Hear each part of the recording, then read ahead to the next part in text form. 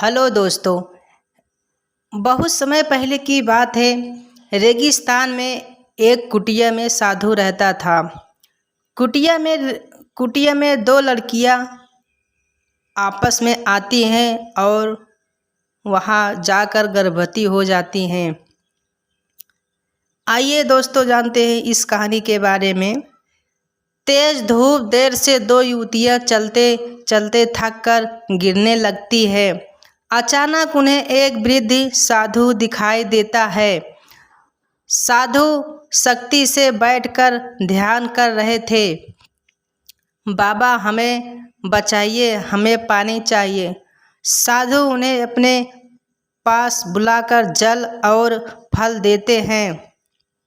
दोनों लड़कियां राहत महसूस करती हैं। समय बीतता है। साधु दोनों को आश्रम जैसा झोपड़ी में शरण देते हैं।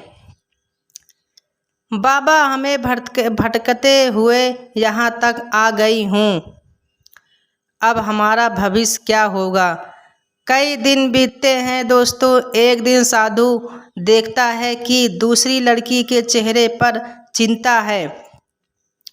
तभी दूसरी लड़की के चेहरे पर चिंता है। साधु ने बोला, क्या बात है बेटी, तुम्हारा मन बहुत भारी सा क्यों है? बाबा मैं गर्भवती हूँ। समाज से डरकर यहाँ तक भागी आई हूँ। मुझे क्या मेरे लिए अब कोई आशा नहीं बची है?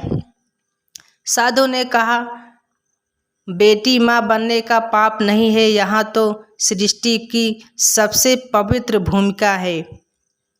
इंसान की भूल केवल प्रेम और कल्पना से सुधारा जा सकता है। बच्चा तुम्हारे लिए बोझ नहीं है, वरदान है बेटी। इसे अपमानो और नम जीवन की शुरुआत करो। पहले लड़की भी उसकी हाथ पकड़ती है और कहती है, तुम अकेली नहीं हो बहन, हम साथ मिलकर इस जान को पालन पोषण करेंगे। बेटियों, सच्चा धर्म यही है कि दूसरों को सहारा दो। माँ बनने का बड़ा तप है।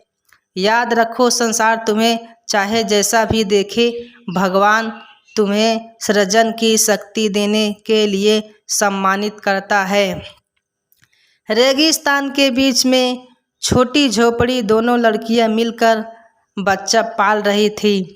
साधु ध्यान में बैठे हैं। भ्रूण पृष्ठ में संगीत और कथावाचक की आवाज जाती है। कभी कभी दोस्तों जीवन में हमें रेगिस्तान कठिन रास्ता देता है, परंतु यदि विश्वास निष्ठा का दीपक जलाए रखे तो हर अंधेरे उजाले में बदल जाता है।